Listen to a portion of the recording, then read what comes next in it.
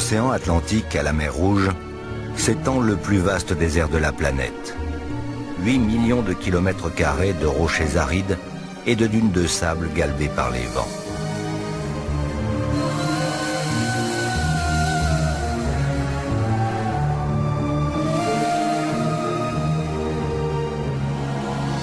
Un seul fleuve, le plus long de la Terre, traverse dans sa partie la plus orientale ces immensités qui n'ont pas toujours été désertiques. Mais l'inexorable pression du désert a lentement fait fuir les hommes qui se sont réfugiés au bord du Nil, la dernière oasis possible. Craint et respecté, le fleuve a attiré et généré les plus fantastiques civilisations hydrauliques de notre monde. L'eau du Nil a plus que jamais été source de vie et d'histoire.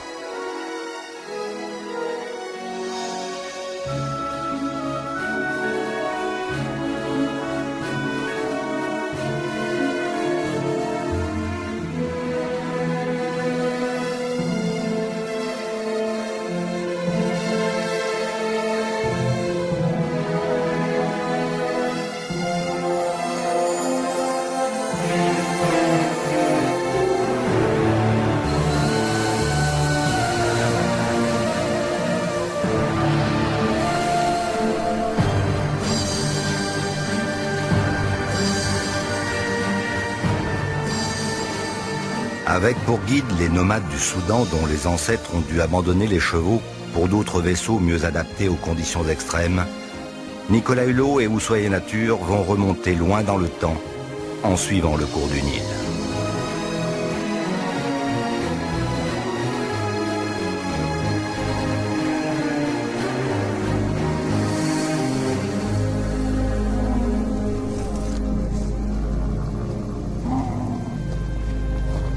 Quand on réalise la superficie du Soudan qui fait plus de 8% du continent africain, ça en fait le plus grand pays d'Afrique, c'est là qu'on se rend compte de l'importance de l'ignorance à l'égard de ce pays dont je rappelle qu'il est bordé par 9 frontières.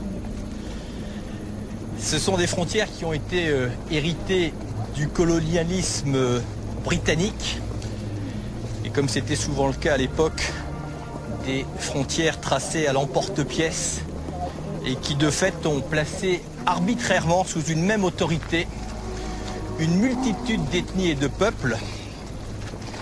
Et ce découpage inique fait que, notamment depuis l'indépendance en 1956, le Soudan stagne dans des conflits incessant d'ordre religieux, géographique et économique. Et cette immense misère et détresse et ces tragédies à répétition que subissent encore aujourd'hui des millions de Soudanais, on ne pouvait pas l'occulter ce soir, c'est une réalité qui se devait d'être rappelée, bien que l'objet de notre présence sur ce sol, c'est une histoire beaucoup plus ancienne, celle des premières grandes civilisations africaines, des premières grandes nations, les civilisations nubiennes, ou que les archéologues et les historiens appellent aussi la civilisation couchite. Bonsoir, Ushuaïa Nature, sur les chemins de Nubie, la grande Nubie, à la rencontre de quelques-unes des plus belles empreintes de ces grands royaumes qui ont longtemps inquiété l'Égypte des pharaons, parfois même dominé pendant une courte période, mais c'est l'époque, la fameuse époque des pharaons noirs,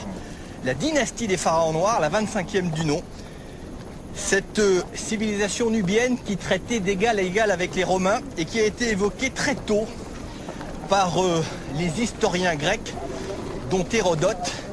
C'est dire si l'on mesure aujourd'hui que le Soudan fut un incroyable creuset de civilisation et donc de fait a un potentiel archéologique et historique exceptionnel dont on commence à peine à faire parler les vestiges ou les empreintes que l'on découvre en permanence.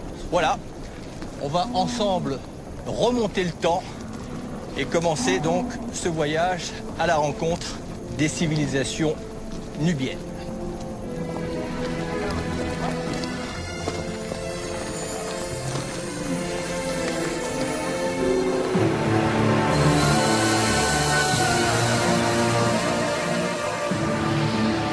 la plus longue oasis du monde, de monumentales civilisations sont nées puis se sont éteintes en laissant d'extraordinaires vestiges.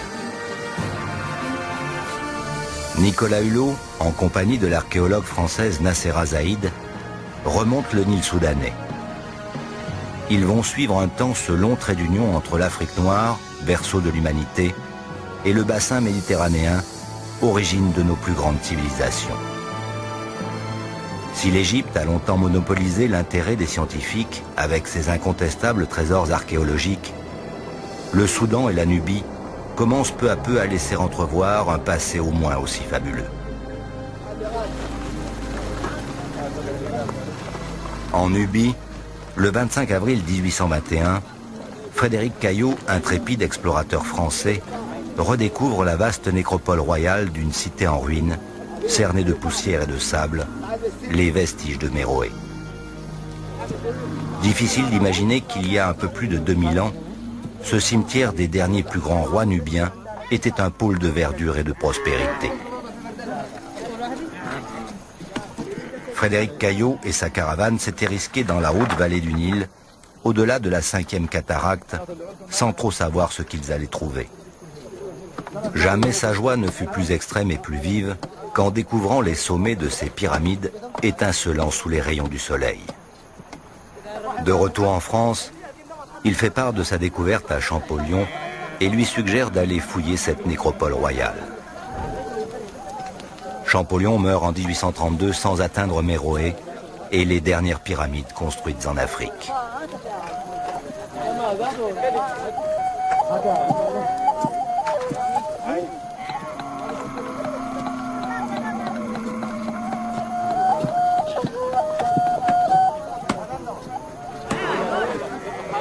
Pendant environ 3 siècles, avant et après la naissance du Christ, les hommes ont vécu ici comme les Égyptiens vivaient à Thèbes ou à Memphis, situés plus de 2000 km en aval sur le Nil.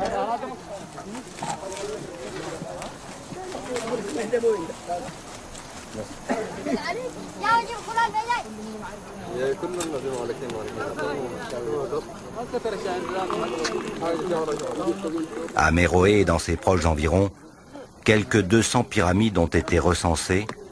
Toutes sont en parfaite harmonie avec les crêtes des montagnes noires alentours.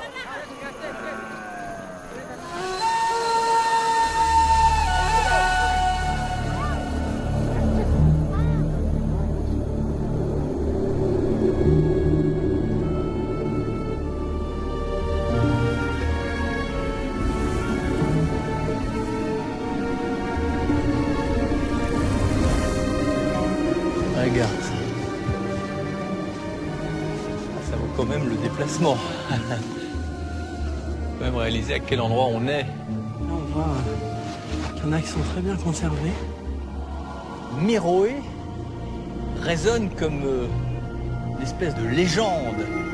Ce nom de cette nécropole, de l'ultime capitale de cette incroyable civilisation couchite ou civilisation nubienne, capitale un peu énigmatique comme ça, qui traînait dans des textes très anciens sans savoir si tout ça appartenait ou pas à la réalité ou à la légende, l'ultime splendeur des dynasties nubiennes, curieusement épargnée par la noria du temps, un peu affectée par l'érosion du sable et du vent qui souffle en permanence ici, et ce qui est assez paradoxal, c'est que ce qui a probablement le plus altéré Méroé, c'est quand on les a redécouvertes au début du 19e siècle, alors les pillages successifs ont commencé, Ouais. alors que pendant des siècles et des siècles, les dunes et le désert les en avaient largement protégés.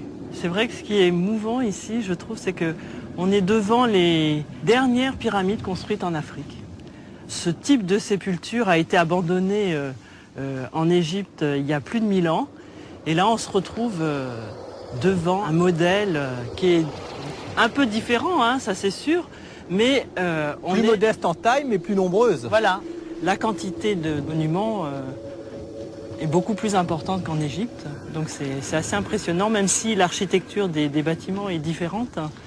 mais on est dans la symbolique pharaonique qui s'exprime de manière très très forte ici.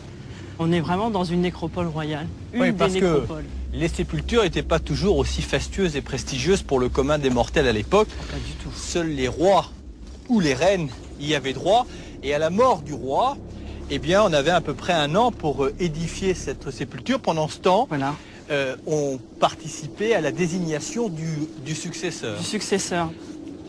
On a du mal à imaginer à quoi ça pouvait ressembler exactement à l'époque, parce que là, il y a l'usure du temps. Ces pyramides étaient enduites et c'était un enduit coloré très fort. Et puis les pylônes donc, qui marquaient l'entrée de la sépulture et les chapelles d'offrande étaient entièrement décorées. Le défunt choisissait l'emplacement de sa tombe, mais c'est pas lui qui construisait la pyramide. Elle était composée en fait de chambres funéraires qui étaient creusées à environ 8-10 mètres sous le sol, à laquelle on accédait par un escalier. Et une fois que la cérémonie d'ensevelissement était réalisée, on bouchait cet escalier, parce qu'il ne fallait pas déranger le défunt qui était passé dans l'au-delà. Et donc l'année qui suivait son enterrement, eh ben, on construisait la pyramide. Ce qui est assez troublant aussi ici, c'est que même s'ils se sont détachés des Égyptiens, ils conservent les traditions. C'est-à-dire que là, dans ces nécropoles, les rois, en tout cas, et les reines, vont garder les rites funéraires de l'Égypte. Et ça démontre tout de suite que la culture nubienne, évidemment, s'est enrichie au fur et à mesure des colonisations réciproques, tout en conservant une forte puissance originale. Alors les Égyptiens et les Nubiens, en fait, toute cette histoire parallèle qui s'est étalée sur des millénaires, Ouais. s'est fait à la fois dans cette convoitise et dans cette crainte. Ouais. Et d'ailleurs, la Nubie s'est étendue, ou au contraire, s'est repliée en fonction du pouvoir égyptien ou éventuellement en fonction de leur propre pouvoir. En fait, si une nation s'enrichit, elle devient inquiétante pour le voisin. Donc les Égyptiens vont n'avoir de cesse que de vouloir pénétrer ce pays qui, en plus de cela, possédait des richesses naturelles incroyables et dont la principale était l'or. L'étymologie d'ailleurs du mot Nubie, ça vient de l'égyptien ancien Noub qui voulait dire or. Voilà. Et pour les Égyptiens, l'or c'était la chair des dieux. La chair des dieux, et donc ils vont essayer d'avoir la main mise sur les minerais. Et ensuite, c'est que le Soudan antique représente une passerelle entre la Méditerranée, voilà, et la Méditerranée. On allait chercher de l'ivoire, de l'encens, de l'ébène, voilà, tout ce qui servait à l'orfèvrerie, la fabrication d'objets précieux que l'on va retrouver dans les tombes et dans les temples de l'Égypte pharaonique.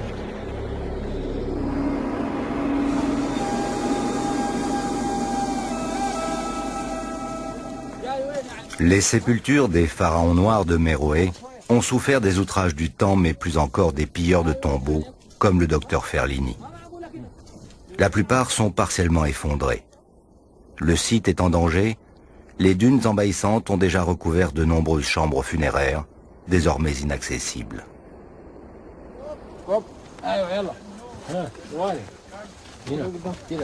Depuis plus de 40 ans, l'architecte allemand Frédéric Hinkel tente de redonner à la nécropole un peu de sa superbe passé.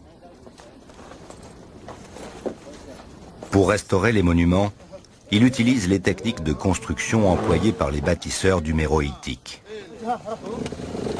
Il a en effet eu la chance, au début de son travail à Méroé, de trouver au bas d'un mur les plans d'une pyramide gravée par l'un de ses collègues il y a 2 millénaires. Après les avoir longuement étudiés, il s'est mis au travail. Chaque fois, il